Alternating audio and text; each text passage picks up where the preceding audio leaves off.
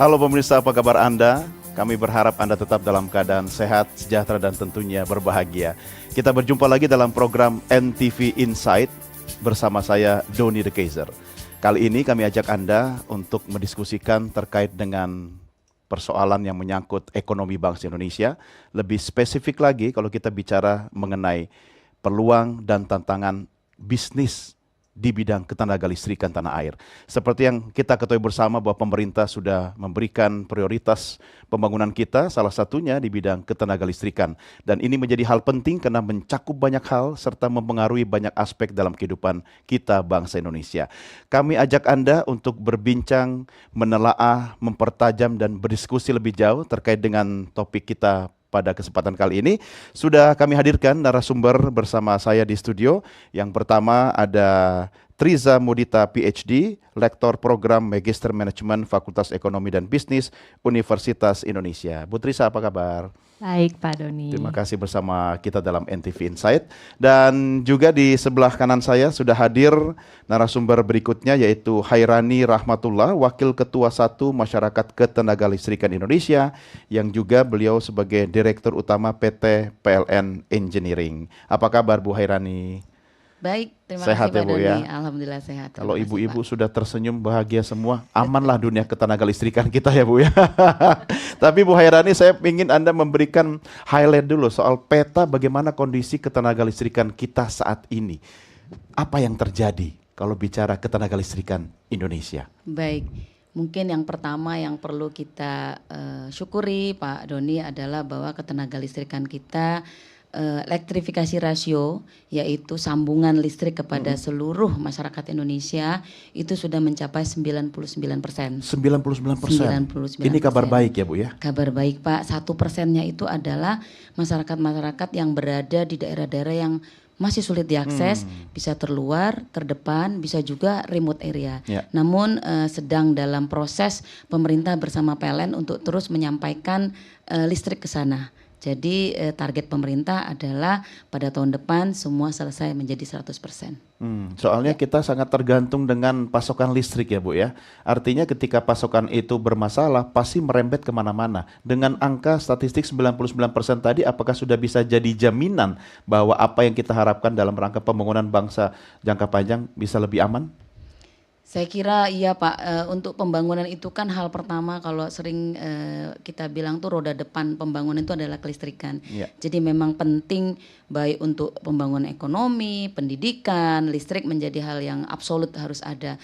Dan kita semua meyakini bahwa dengan tersedianya kebutuhan dasar listrik ini maka mestinya semua cita-cita terkait pengembangan sumber daya manusia, pengembangan ekonomi, pengembangan kesejahteraan akan tercapai. Masih perlu investasi lebih besar lagi Bu? Atau Oh seperti iya apa? Pak Doni, jadi hari ini kan kita pertumbuhan ekonomi GDP kita mungkin belum sebagai negara maju ya Pak, masih negara berkembang yang sudah di level atas. Yeah. Dan kita kan tentu saja ingin terus maju. Nah kalau kita menuju ke sana maka pertumbuhan kelistrikan pun kita pun harus jauh lebih besar. Sejalan dengan target pemerintah bahwa pertumbuhan ekonomi kita akan menjadi 8%, maka ini menjadi tantangan besar untuk sektor kelistrikan untuk menambah kapasitas dan juga menjaga keandalannya. Oke, ini sepertinya kalau bicara tentang ketenaga listrikan, Bu Trisa, masyarakat juga harus banyak tahu ya. Walaupun masyarakat bukan pelaku utama bisnis atau industri ketenaga listrikan, tapi tentu ada kaitannya keterlibatan masyarakat untuk mendukung pembangunan bangsa di bidang ketenaga listrikan. Anda melihatnya atau memetakan kondisi masyarakat kita yang makin ke sini makin banyak bonus demografi dengan anak-anak yang lebih muda gitu kan. Mereka aware nggak sih Bu Trisa soal urusan ketenaga listrikan kita saat ini? Iya, tentunya anak-anak zaman sekarang ini ya bisa dibilang generasi yang lebih matanya mungkin lebih terbuka karena memang permasalahannya semakin jelas dan mereka semakin terekspos gitu. Jadi mereka memang lebih aware bahwa secara perilaku mereka harus lebih hijau. Oke. Nah, untuk lebih hijau ini kan tentunya dengan mendukung program-program penaikan penggunaan listrik yang ramah lingkungan gitu, Pak. Iya, artinya ketika informasi itu sampai ke masyarakat, Betul. itu yang utama ya Bu ya. Setelah itu mereka akan mengolah informasi dan timbul awareness. Betul. Apakah awareness itu sudah membuat mereka atau menggerakkan mereka untuk kemudian melakukan sesuatu atau tidak? Bagaimana menurut pendapat Ibu? Nah, untuk masalah awareness dan terasupi informasi-informasi yang cukup, saya rasa anak-anak zaman sekarang dalam menyerap informasi lebih gesit mungkin ya daripada generasi-generasi yang sudah tua. Cuman mungkin memang masih perlu diarahkan, mungkin diberikan opsi-opsi sehingga mereka juga terdorong untuk benar-benar bertindak sesuai dengan apa yang kita butuhkan akhir-akhir ini gitu untuk berperilaku lebih hijau. Ya, Gitu. Bu Hairani, sebenarnya kalau bicara tentang urusan ketenaga listrikan, itu kan bukan urusan semua orang ya Bu ya.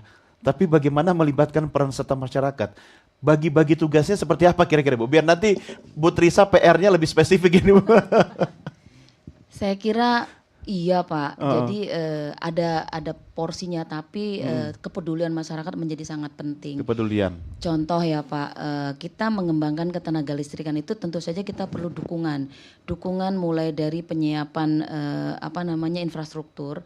Itu dukungannya saya rasa di Indonesia alhamdulillah sudah cukup baik. Kita kan perlu tempat, perlu suara, perlu juga dukungan resources, kapasitas.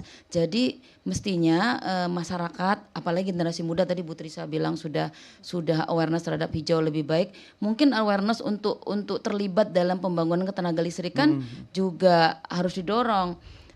Sektor pendidikan misalnya, saya kira kalau sektor pendidikan sudah aware sih sekarang, kita dorong anak-anak muda kita untuk mau lebih banyak masuk ke sekolah-sekolah yang terkait menyiapkan diri dia untuk terlibat dalam industri ketenaga listrikan, maka akan lebih baik Pak. Terus kemudian kita jangan sampai lah kejadian kita impor expert ya dari luar untuk membangun infrastruktur ketenaga listrikan. Kita banyak sekali generasi muda yang pintar-pintar, harusnya mereka siap untuk melanjutkan pembangunan sektor ketenaga listrikan ini. Ya, ini tugasnya institusi perguruan tinggi ya Bu ya? Iya. Terus kemudian kita bicara mengenai lingkungan, bagaimana sektor tenaga listrikan diminta untuk lebih memanfaatkan sumber daya yang hijau. Ya. Maka ada lagi peran masyarakat yang lebih dalam jangka pendek ini akan membantu negara kita untuk bisa shifting ke transisi energi, yaitu melalui sektor transportasi. Kalau kita segera mulai berpikir untuk beralih ke mobil listrik misalnya, maka ini akan sangat membantu kita untuk membuat lingkungan kita lebih green. Di samping tentu sektor ketenaga listrikan juga akan berperan. Jadi kita tahu hijau itu ada dua, dari transportasi dan dari sektor ketenaga listrikan juga ya, dari itu industri. terkait langsung dengan masyarakat ya, publik sebagai pengguna. Saya kira ya. kalau masyarakat mau bersama-sama pemerintah lompat ke situ Pak, pemanfaatan EV, maka transisi energi akan sangat terasa. Ini menarik kalau bicara EV ya Bu Trisa. Tapi paling tidak kita perlu mengedukasi masyarakat dari segala lapisan untuk mulai mengubah mindset bahwa bumi ini bukan warisan nenek moyang tapi hak milik anak cucu. Sehingga apa yang mau kita wariskan tentu tergantung perilaku kita. Anda melihat strategi komunikasi yang paling efektif untuk menyasar masyarakat, khususnya mungkin di kalangan yang usia-usia Gen Z ya kan, atau the next Gen Alpha gitu. Pasti berbeda ya Bu ya dengan usia-usia yang di atasnya ya. Betul. Untuk pesan untuk supaya berperilaku lebih hijau ini memang paling saya sarankan paling fokus itu ke generasi bawah tentunya, karena mereka yang memegang tanggung jawab ke depannya. Gitu ya. Yang generasi yang lebih tua mungkin ya taunya masa-masa indah yang belum ada permasalahan-permasalahan yang timbul ini ya. Jadi benar-benar fokus ke anak muda, bagaimana caranya mau tidak mau menyambut dunia digitalisasi, itu yang pertama. Karena anak-anak muda ini gaya mengkonsumsi media itu sudah sangat jauh berbeda dengan generasi atas ya. Mereka terpapar informasi ya. Kalau dulu kan kita mengkonsumsi ya, kita pilih ya. Sekarang semua serba instan lewat internet tentunya. Jadi informasi melalang buana depan mereka tuh cepat sekali gitu ya. Dan saya juga melihat media-media konvensional mulai kutip menghilang gitu ya. Walaupun masih ada, cuman mungkin target audiensnya juga beda ya. Media konvensional masih hidup, mungkin sekarat. Kayak koran gitu ya Bu ya. Tapi saya masih senang mencium aroma koran Bu. Kertasnya gitu, ketahuan angkatannya berarti. Cuman coba tanya anak Gen Z yang masih menyentuh koran, mungkin hampir tidak ada ya. Iya. Jadi ya Bahkan mereka mereka mungkin bingung telepon umum itu apa ya. iya, buat apa lagi? Mereka punya alat komunikasi di genggaman mereka 24 Iya. kali 7. Artinya Bu Trisa harus ada perubahan paradigma dan cara komunikasi publik ya. Kalau kita Betul. bicara tentang ketenaga listrikan, mungkin satu hal.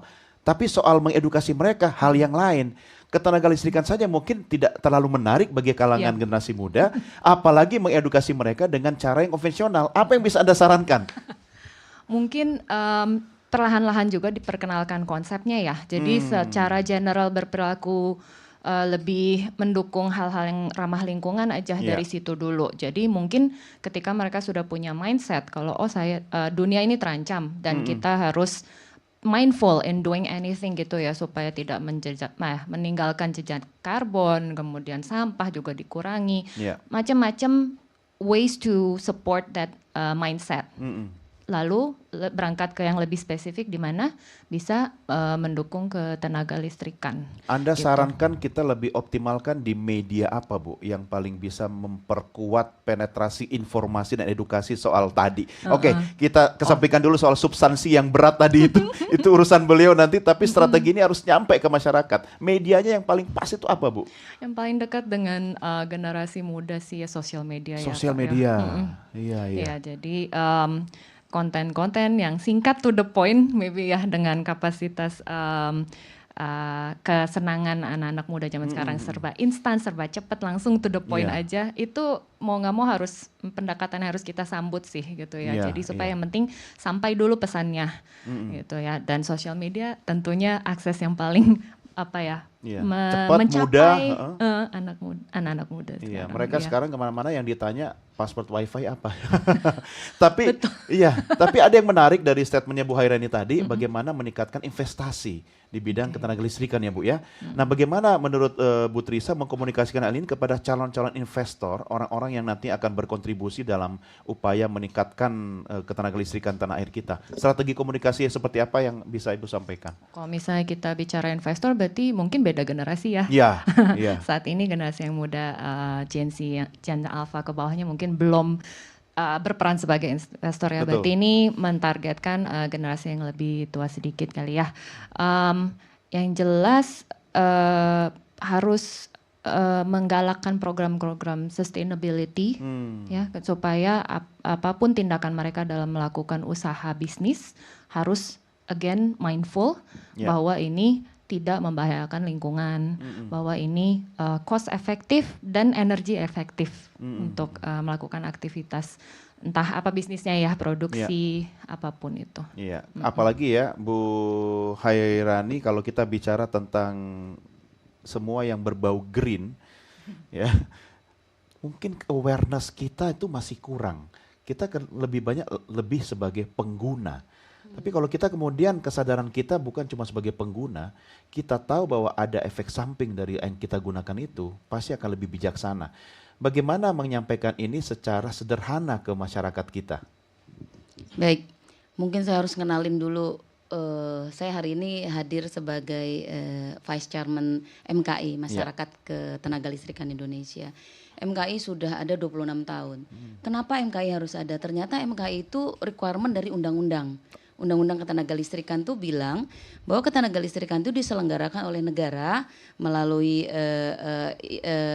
entitas-entitas, salah satunya PLN, bisa juga swasta, tetapi juga harus ada masyarakatnya.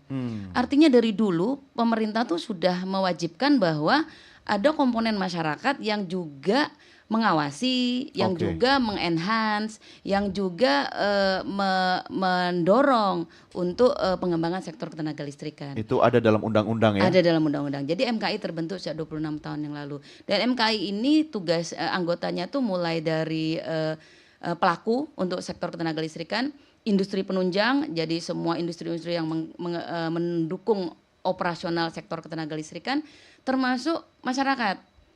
Akademisi, university, itu juga anggotanya, anggota MKI. Dan peran MKI itu biasanya mendampingi, memberi masukan kepada pemerintah maupun kepada legislatif ketika akan membuat policy kebijakan baru, aturan, undang-undang ataupun sosialisasi, biasanya MKI dilibatkan. Dalam perjalanannya sudah ada 3 buku putih yang dikeluarkan MKI mulai dalam 10 tahun terakhir. Pertama bicara soal keandalan, waktu itu zamannya 10 tahun yang lalu kan listrik belum andal ya. Mungkin MKI menyarankan buku putih menghimpun masukan seluruh masyarakat bagaimana menghadirkan listrik yang andal. Lalu kemudian tahun 2018 kita ngeluarin lagi buku putih mengenai sustainability. Kita sudah melihat ini renewable energy harus dimasukkan ke dalam bauran energi kita. Dan 2 tahun yang lalu 2022 MKI kembali menerbitkan buku putih yang bicara mengenai menyongsong NZE 2060, Net Zero Emission 2060, bahwa utilisasi energi terbarukan ini menjadi strategi utama. Dan sekarang kami sedang menyiapkan lagi buku putih terkait digitalisasi, terkait bagaimana kita mengoperasikan sektor ketenagalistrikan ini yang efektif, yang tetap harganya terjangkau. Nah, ini udah custom ya, udah sesuai dengan kekinian ya Bu ya. ya. Sudah mulai masuk ke situ. Jadi sedang kami susun. Jadi kita sudah ingin menyentuh langsung masyarakat karena kita lihat masyarakat ini sudah bisa proaktif, yang namanya listrik tidak hanya disediakan oleh PLN, IPP. Betul. Sekarang masyarakat pun bisa berkontribusi. Sebagai produsen itu positif. listrik. Bisa pasang rooftop di rumahnya, terus pengennya masyarakat ekspor impor. Iya. Ketika dia butuh dia pakai, ketika dia nggak butuh dikirim ke sistem ketenaga listrikan, ke PLN, tabung lah ya. Nanti malam gue pakai nih. Itu sudah memungkinkan. Tapi tidak semudah itu Pak. Ternyata digitalisasi itu akan menimbulkan ketidakseimbangan sistem ketenaga listrikannya sendiri. Nah, tahan dulu di sini karena ada masalah baru nih. Kita harus rehat dulu. Kita akan sambung di segmen berikutnya ya, Bu Rani dan juga Bu Trisa. Pemirsa, kami segera kembali, tetap bersama kami dalam program NTV Insight.